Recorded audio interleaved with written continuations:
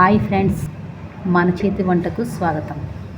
ఈరోజు మనం తయారు చేసే వంట ఆనపకాయ కర్రీ ఎలా చేసుకోవాలో చూద్దాం. పెద్ద సైజు ఉల్లిపాయ ఒకటి, 2 పచ్చిమిర్చి, ఆనపకాయ ఇలా ఈ విధంగా కట్ చేసుకుని రెడీ చేసి పెట్టుకోవాలి. ఇప్పుడు ముందుగా స్టవ్ వెలిగించుకుని పెనం పెట్టుకోవాలి.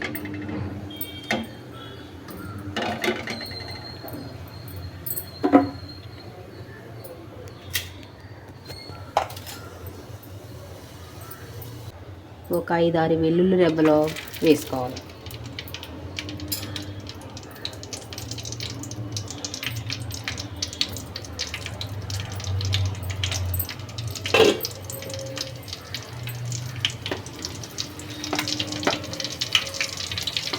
వెల్లుల్లి కొంచెం వేగాక 2 ఎండుమిర్చి ఇలాగా తుంచుకొని వేసుకోవాలి.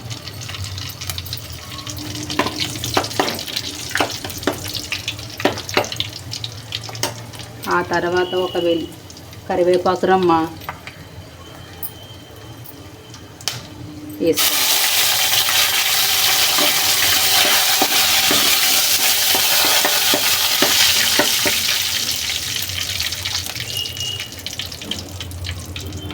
తర్వాత ఉల్లిపాయలు పచ్చిమిర్చి వేసుకుని వేపుకోవాలి. గోల్డ్ కలర్ వచ్చే వరకు ఫ్రై చేసుకోవాలి.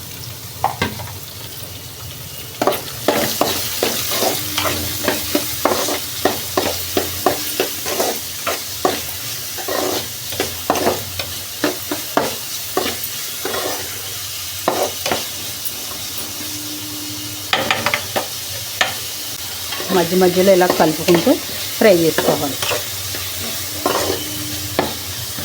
ఇది వేగడానికి ఒక 2 నిమిషాలు పడుతుంది. పైన ఇలా మూత పెట్టుకోవాలి. ఉల్లిపాయలు ఈ విధంగా వేగిన తర్వాత ముక్కలు చేసి కట్ చేసుకున్న ఆనపకాయ ముక్కలను ఇందులో వేసుకోవాలి.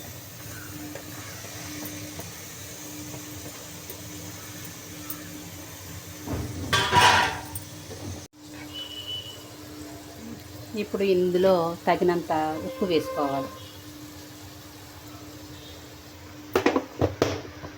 అలాగే చిటికెడు పసుపు కూడా వేసుకోవాలి. పసుపు వేసుకోవడం వల్ల ఆరోగ్యానికి మంచిది.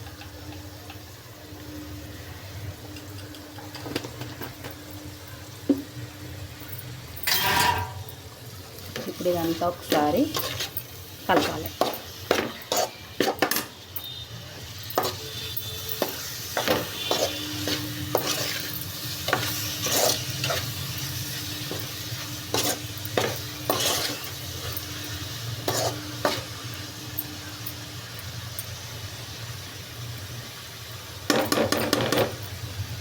ఇప్పుడు 2 నిమిషాల పాటు మూత పెట్టాలి. ఒకసారి మూత తీసి చూడాలి. ఆనపకాయలో ఉన్న వాటర్ అంతా ఇంకిపోయేంత వరకు బాగా మగ్గించుకోవాలి.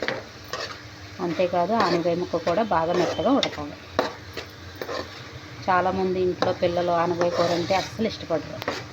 ఒకసారి ఈ విధంగా చేసి పిల్లలకు పెట్టారంటే వాళ్ళు తప్పకుండా ఇష్టంగా తింటారు. ఒంటికి ఎంతో చలవ ఆనపకాయ కూర.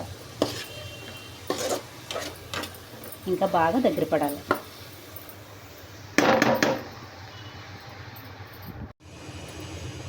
ఇప్పుడు మూత తీసి ఒకసారి మొత్తం అంతా కలపాలి. ఆనపకాయ చాలా వరకు మగ్గిపోయింది.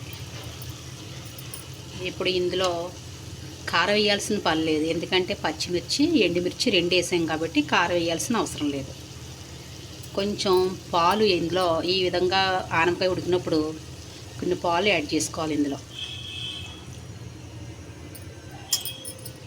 మొత్తం కలిపి మూత పెట్టాలి. మంట బాగా స్లోలో పెట్టుకోవాలి. ఇప్పుడు ఒకసారి మూత తీసి చూసి ఉడికిందో లేదో చూసుకోవాలి. మొత్తం ఆనపకాయ ముక్క మొత్తం ఉడికిపోయింది. రెడీ అయిపోయింది కూర. ఈ విధంగా తయారైన తర్వాత స్టవ్ ఆఫ్ చేసుకోవాలి.